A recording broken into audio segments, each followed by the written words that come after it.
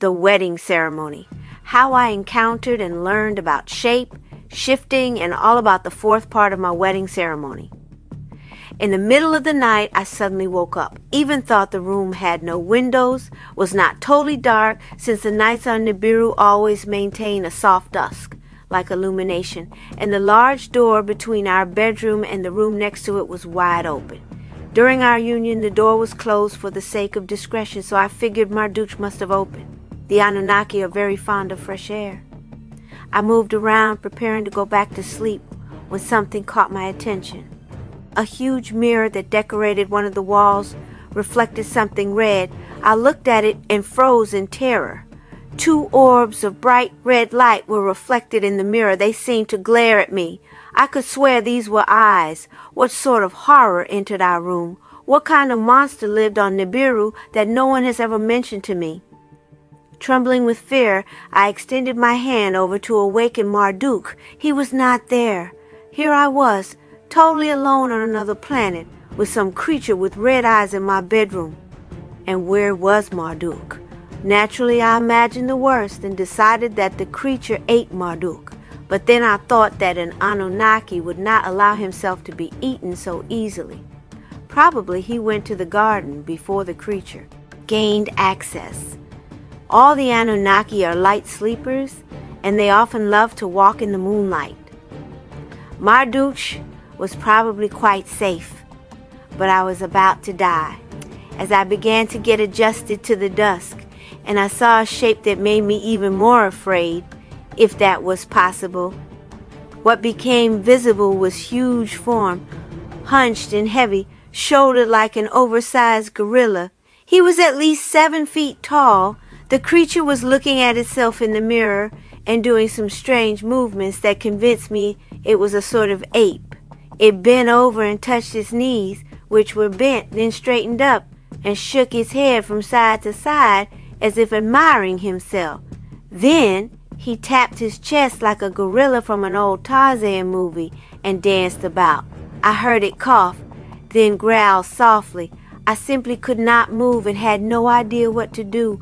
Obviously, I could not get out of bed and run to the garden since the creature was between me and the door.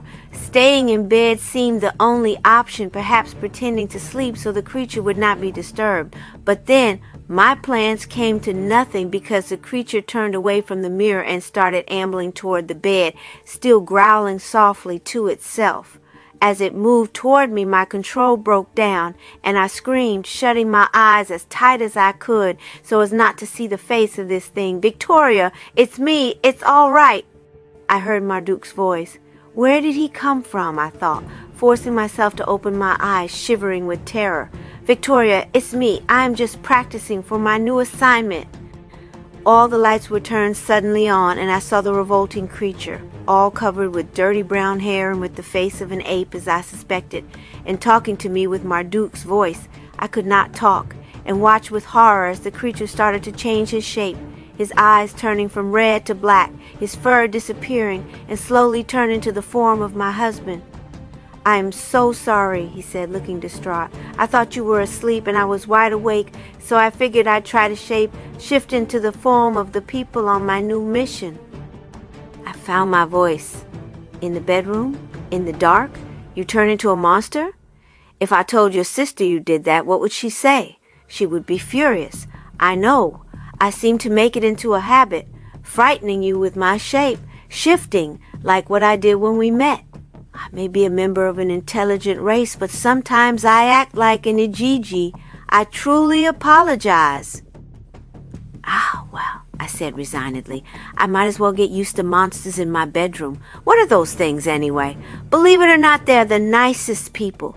These ape-like creatures are kind, enlightened, compassionate, and highly intelligent in a non-technological kind of way.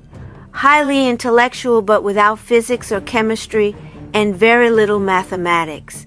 They read long epics to pass the time and sing songs without a tune. We love them, and now they are threatened by a very technological species from a different planet who apparently have discovered some metals that they could use on the apes' planet.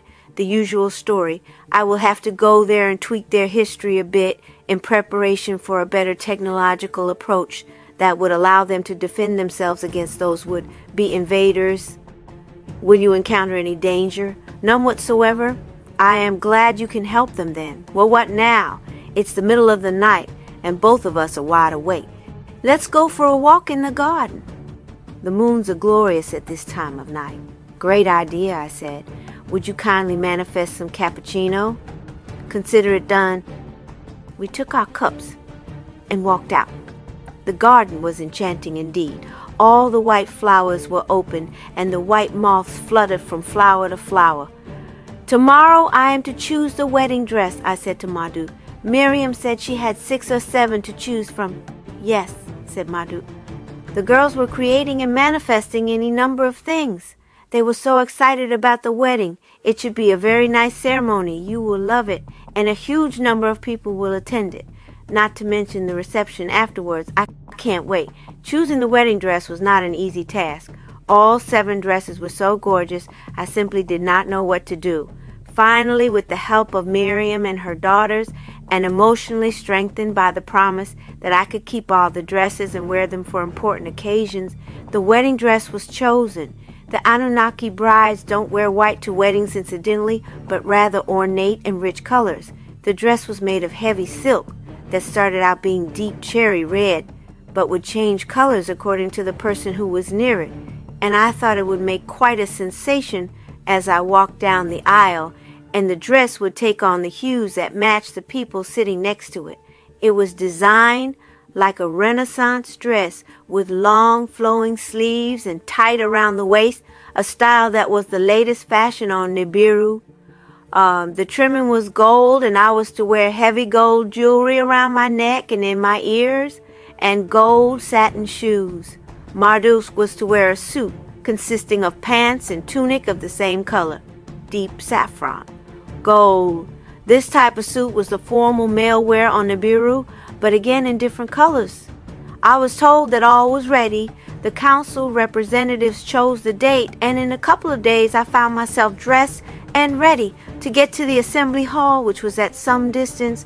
No one teleported, but chose the ancient way of traveling by the beautiful canals, using highly decorated gondola style boats, each accommodating 6 to 8 people. There was no need to row, of course. The Anunnaki moved the boats with their minds, but it looked traditional and rather enchanting. The boats came from all sides, and when our boat reached the assembly hall, a large crowd was already sitting inside the enormous room. We waited a few minutes under a canopy of flowering wisteria, and everyone settled in their seats. I've mentioned before that cats were highly regarded on Nibiru and could converse with their people. I did not know until that day that they would accompany us to the wedding, but when I found out, I was very happy about it. Many other people brought their cats too, and they were sitting sedately next to their people, watching everything with their huge, intelligent eyes. As we walked into the assembly hall, the 3 family cats walked first, and then came Miriam's daughters carrying flowers. Then came Miriam and Sinha and Limeka. After them came Sinha in a Nashamra with her husband, Sinha Baal Nippur. All of them stood near the front of the assembly hall, near a large podium that was as yet empty. Marduchk and I followed, and indeed I was pleased to see that my robe changed colors from one row of guests to another. It moved subtly from red to blue, gold, green, looking more wonderful all the time. As we were walking, roses were raining on the audience and accumulating on the floor, just like the plumeria rain I produced after our union. As soon as we approached the podium, 3 individuals suddenly materialized on it. I was so startled I wanted to scream, but I controlled myself and wondered why Miriam did not mention it. Then I remembered that of course she would assume that Marduchk would tell me, and of course he would forget that I did not know as usual. Ah well, I thought, and forgave him, because he looked so devastatingly handsome in his saffron gold suit. The 3 individuals were dressed in long white robes, beautifully decorated in silver, and as their faces were covered with translucent white veils, I was not sure who was male and who was female. They greeted us by bowing their heads toward us, and the ceremony began. The ceremony was conducted in the Anunnaki language, which I did not understand yet, but a few words in Aramaic here and there, what seemed close to Aramaic, made it more pleasant and familiar. Each of the three individuals said his or her piece in a song voice. In a way, the whole thing was not too different from the churches I have been familiar with all my life. It made me think how closely humans resemble the Anunnaki after all. The ceremony continued by Marduchk putting a ring on my finger, a heavy gold ring set with a magnificent ruby, very different from the wedding bands we use on Earth. I have been wearing it ever since. Then the three individuals chanted in unison, Sinha Amba Anati, Sinha Amba Anati, Sinha Amba Anati. The whole room clapped their hands joyfully, and I realized that this was the final acceptance that they have bestowed upon me my Anunnaki name. I was now one of them, forever, and the fourth part of the marriage had been accomplished. The three individuals dematerialized, and I have no idea if they returned to their own abode or decided to remove the white robes and veils and mingle with the guests. I rather suspect that they mingled, since the party was spectacular. We all boarded our boats again and traveled under the willows that so gracefully grew near the canals to our home, where Miriam had prepared a feast the likes of which I have never seen before. It took no effort, she told me, since all was done in the mind, but it certainly took a sense of beauty and sumptuous hospitality. The party lasted the whole afternoon and very late into the night, and included dancing to the stately Anunnaki music, which really fitted the Renaissance fashions very well. The tall, handsome, and elegant Anunnaki, all young, all graceful, presented a scene which cannot be done justice to in describing it. The cats, who came with their humans, were invited to partake of their own special foods, which were arranged on low tables for their convenience. Many of them came to congratulate me, and after saying what they had to say in their interesting language, also emphasized their approval by rubbing against my legs in the eternal cat fashion, making it clear that a little ear scratching would be well received under the happy circumstances. The little children formed circles with their own special type of dancing and looked like fairies from the old folk tales I used to love. It was the most beautiful gathering I have ever witnessed, and I enjoyed it tremendously. And all the while, the inner joy of knowing that I was married to Marduchk forever never quite left my thoughts. I had the first sense of what eternity was all about. Honeymoon at the Domain of the Dead, about how a charming wedding trip to Paris can end up in one of the most frightening underground places on Earth, about experiencing alien spirit possession and learning something new and unexpected about my husband. May 1977, Paris. Having lost my sense of time on Nibiru, I didn't know if Marduchk made a deliberate landing in spring, tweaking time for the purpose, nor did I care. All I knew was that we landed in a city full of blooming chestnut trees, and every store window was decorated with lilies of the valley and violets. The whole place was permeated by their scent, which to me will always embody spring. But in truth, there was no need to tweak anything. Nothing is as perfect as Paris in May.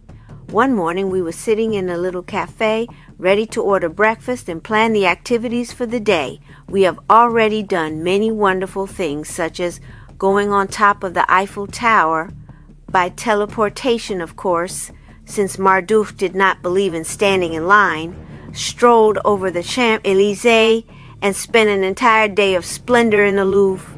How about Malmaison? I asked. I always wanted to see Josephine's roses. I heard many of the existing plants are still related to her own flowers. Not really, said Marduchk. It would be better if I took you to Malmaison during Josephine's real time, don't you think? You can see the real thing. It was quite a garden in her time, and she could show you herself. Sure, I would like that. But I have another rather interesting idea for today. Let's see what you think, said Marduchk.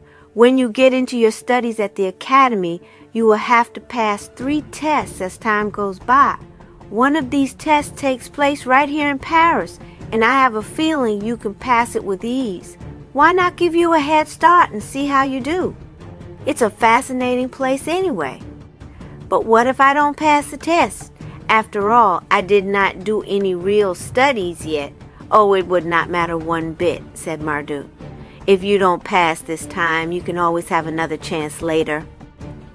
Then sure, I would love to try, I said, getting into the spirit of the thing. What is it? It's the Paris catacombs. Have you heard of them? Miles of catacombs under the city, and a big part of them is lined with bones and skulls. Sounds creepy, I said. Yes, it is, but it does have a certain grim beauty. They are extremely old, even older than many people suspect. How were they created? When the Romans were here, they quarried for limestone under the city and left a huge system of underground passages. Many bodies were tossed there for burial for centuries, including some by the Knights Templar, but the real thing started in the late 18th century. The city was overcrowded and filthy. The high level of disease brought on early death for many of the inhabitants, and in short, the cemeteries became so crowded it was impossible to give anyone a proper burial.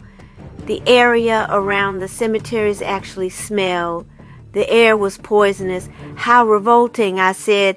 Yes, people could not keep milk and wine from spoiling. Can you believe it? And then disaster struck, and the cemetery of Les Innocents collapsed under its dead in 1780. Homes were destroyed, people were killed, and finally the authorities decided to evacuate the cemetery and dispose of the dead elsewhere. So they brought them into the catacombs. Good idea, I would say. Right. Starting in 1786, the disinterment and removal took over 15 months. The area, of course, being first consecrated by the church. Other cemeteries followed, and over the next decades, millions of bodies, or rather the bones, were transferred. Many people who were executed during the French Revolution found their way there, by the way. And we also know that Lavoisier, Montesquieu, and Madame de Pompadour were taken there. And you can visit? Over the years, sometimes it was permitted, sometimes it was forbidden, and sometimes only parts were allowed to be explored, since people did get lost and died there, and sometimes parts of it collapsed. We can go in these days in a limited fashion, but of course I can go anywhere we want. We should be perfectly safe if we touch nothing. And what is the test? You will have to look at these thousands of skulls and identify by visual contact only at least 2 ancient Anunnaki skulls, said Marduchk, looking over his shoulder for the waiter. We had tried to get the waiter's attention without success for quite a long time. Anunnaki's bone structure is not that much different from humans' bone structure, I said. How am I supposed to recognize them? Are there some clues? Yes, you will get some subtle signs, but they must be strictly visual. You are not to touch any of the skulls. You bet I won't touch them, Marduchk. They may have the world's worst germs on them after all those years in the damp catacombs. Germs? Yes, and worse things as well, said Marduchk casually. You know, Victoria, I am tired of waiting for this waiter. What will you have? I would like some café, au lait, and a croissant, I said, assuming that Marduchk intended to go to the counter and order. I should have known better. Marduchk simply materialized 2 steaming cups of café, au lait, and a basket of croissants. I laughed and started eating. Halfway through our breakfast, the waiter came to our table and looked confused at the food. The cups in the basket were identical to those on the other tables, but he knew perfectly well that he did not bring them. I waited patiently for development and sipped my coffee. Of course, I took a quick cone book lesson in French before we came, so I was just as fluent in French as Marduchk, and I was ready to enjoy the scene. We are not quite ready to pay, said Marduchk innocently. May we have 2 more cups? But, monsieur, where did these cups come from?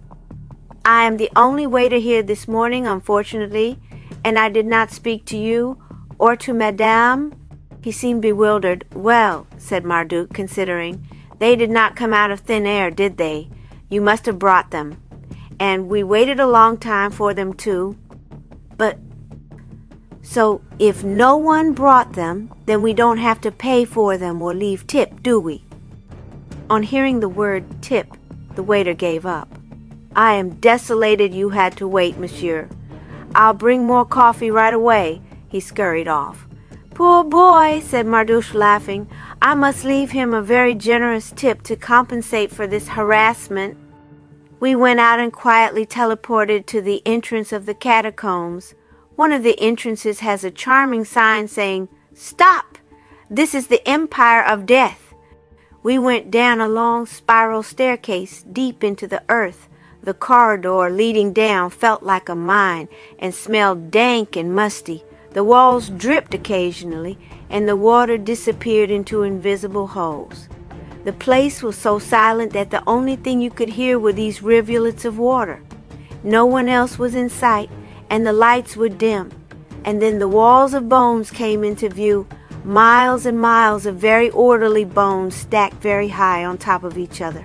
There were femurs, neatly arranged, and some other bones which I could not recognize, and the skulls were artistically arranged between all that, sometimes with a weird pattern, like a heart or a cross or an arch.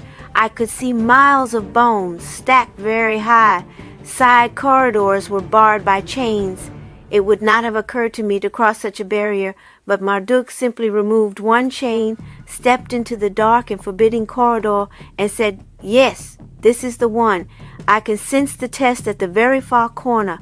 Let's go in there. I don't know why I was not terrified, perhaps because it was so interesting, or perhaps something deeper than that spoke to a similar thing in my soul. I found the place grimly fascinating, and what I really wanted was to see if I could pass the test, whatever it was. Okay, enough fun and games, I said. Let's get serious and start with the test. I stood for a moment considering what was expected of me, and suddenly I knew exactly what I needed to do. I started looking at the skulls in a slightly different way, not staring at them directly, but rather looking at them in an oblique angle. I had no idea why I was doing it that way, but I suppose I had this knowledge instinctively through the Anunnaki part of my DNA. For a while, however, I saw nothing unusual. Who are these Anunnaki I am looking for? I asked, hoping for a clue. They are a very low rank of Anunnaki, vicious creatures, said Marduchk, and very, very ancient. Even when they have departed from these bones, there is still a residue, a connection between their souls and the skulls, which is why you should not touch them, but at the same time, this connection would give you the clue you need. I went on looking, moving slowly from one set of bones to another.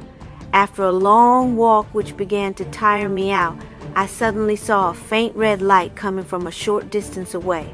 I walked toward it, trying to control my excitement.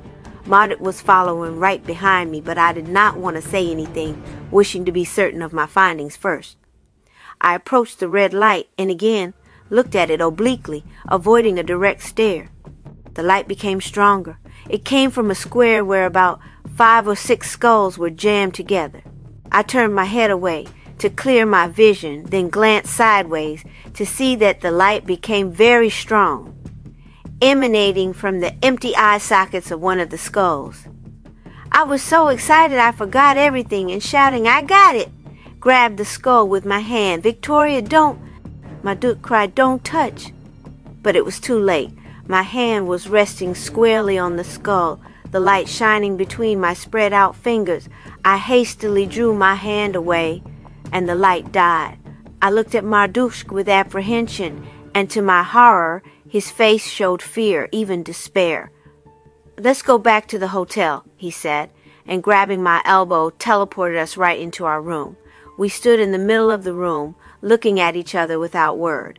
I am going to talk to the hotel manager, Victoria, and settle the bill. We must return to Nibiru immediately. I shook my head silently. Don't do a thing until I come back. This is an extremely dangerous situation. I sat on the bed, too weak to pack by hand, and not as yet able to do the neat teleporting, style packing that the Anunnaki could achieve so easily. My head was splitting with pain and fear. I knew Marduchk was in a desperate hurry, but I wished he would have explained to me what I had to expect. He said not to do a thing. Well, I won't do anything, but if I could just take a shower and relax under the warm water, I would certainly feel better. I got up and went into the bathroom and started up the shower so it would heat up properly when I got in. Like most European showers, the water took a few minutes to heat. As I tried to withdraw my hand from the faucet, it got wet, and suddenly I could not move it, and the water continued to pound it, wetting my hand and my arm and my sleeve. I could not move. The water became bright orange, red, and shone as if electricity was going through it. I tried to scream but could not open my mouth. The bath was filling as the water came too fast for it to drain properly, and suddenly a huge figure materialized in an instant before my eyes. I have never seen such an evil face. Even the horrendous grays at their lab did not reach such heights of viciousness in their looks. He was well over 8 feet tall, powerfully built, and wore a long robe that was tied around his waist of the same red-orange color. The monster laughed at me, and his teeth were as red as his eyes in his enormous face. At this minute, Marduchk came into the room to witness the scene. In an instant, he jumped next to us and pulled a small object from his pocket, directing it toward the monster. But the creature was holding me tightly, and whatever Marduchk would do, he knew he would hit me as well. I could see the helplessness on Marduchk's face. The ancient Anunnaki was stronger than him and more cunning, and I was his hostage. With another triumphant laugh, he grabbed me by the neck with his other hand, causing me great pain, and somehow the pain broke the paralysis, and I screamed loudly. The monster dragged me into the shower and violently threw me on the bottom, and as I touched the water, I fainted. I don't know how long I was unconscious. I never really found out, but I suspect time did not really play a part here. I woke up to find myself in a small, tight room, all alone. It was bare and dark, and neither the monster nor Marduchk were to be seen. I started running from one wall to another, trying to find a door, a window, an opening of any sort. There were none. To say that I panicked is an understatement. I screamed until I was hoarse and then sat on the floor and started shaking, attempting to accept death as inevitable. I was not even sure how long the oxygen would last in this box, and at that moment Marduchk passed through the wall and stood next to me. He was covered with blood. "Let's go," he said. "I killed 3 of his versions. I must find his master being, or he will come back to haunt us for the rest of our days." Killed 3 versions? What was he talking about? I was not sure I understood, but I said nothing. At this moment I would have done anything to get out of this box, like room. Marduchk held me, and we passed through the wall. I cannot explain where we went exactly. I think we passed through alien dimensions that I hope I will never see again. Howling things, bits of people, faces that are better not described, all were there, floating in the thick air. It was much like the hell, like dimension Sinhar in Anashamra showed me. Perhaps it was the same.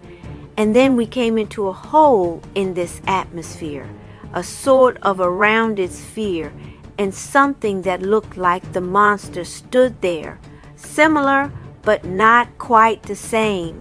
He did not seem to notice us at all, and Marduchk pushed me behind him, pointed the small object I saw before, and a huge flame, like light blue and gold, came out of it and engulfed the monster. The monster lunged at Marduchk and tried to grab him, but Marduchk sent a second light, and a third, and a fourth, and the monster burned to a crisp.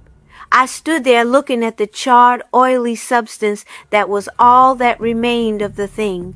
Marduchk put the object in his pocket and turned to me, smiling through the blood and soot that covered his face. "He is dead, Victoria. All of him is dead now. If any version still existed before I killed the master being, they are dead now. We are safe."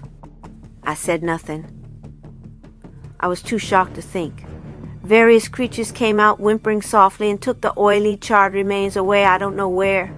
Marduchk did something and we were back in the hotel in Paris, washed up, teleported ourselves and our stuff to the well-hidden spaceship and flew back to Nibiru. I still could not talk.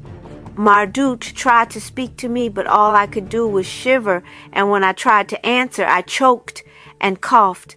So he sat me on a comfortable chair and covered me with a blanket, telling me to try and rest.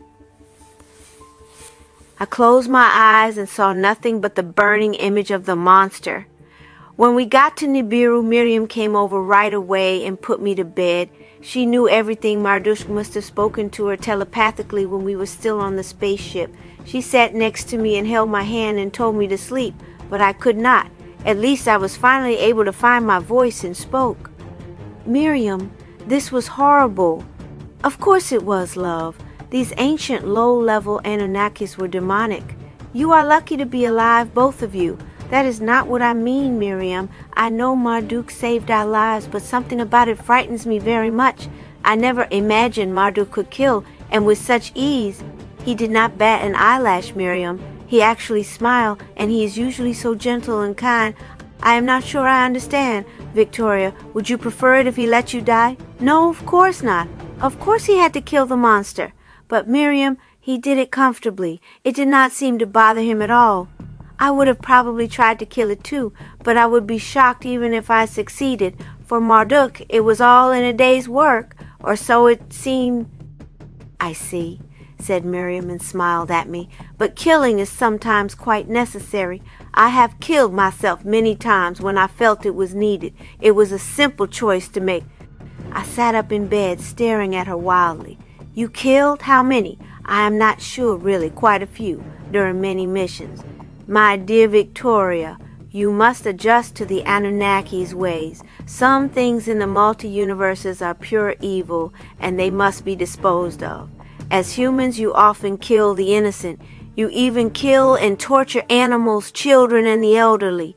You declare war on people who have done nothing wrong to you, just so that you can get their wealth. Why be hypocritical? We never kill the innocent. We never kill for greed. We only kill when needed. We kill that which is evil. We don't wait. We don't have a so-called justice system like humans do, a flawed system that so often hurts the innocent in the name of legal games. When something is evil, it is killed, and so it is, and so it shall be. I lie back in my bed and looked at my beautiful sister-in-law and dear friend. I was horrified, but she was right, and I had to admit it. I think this is when my true education really began.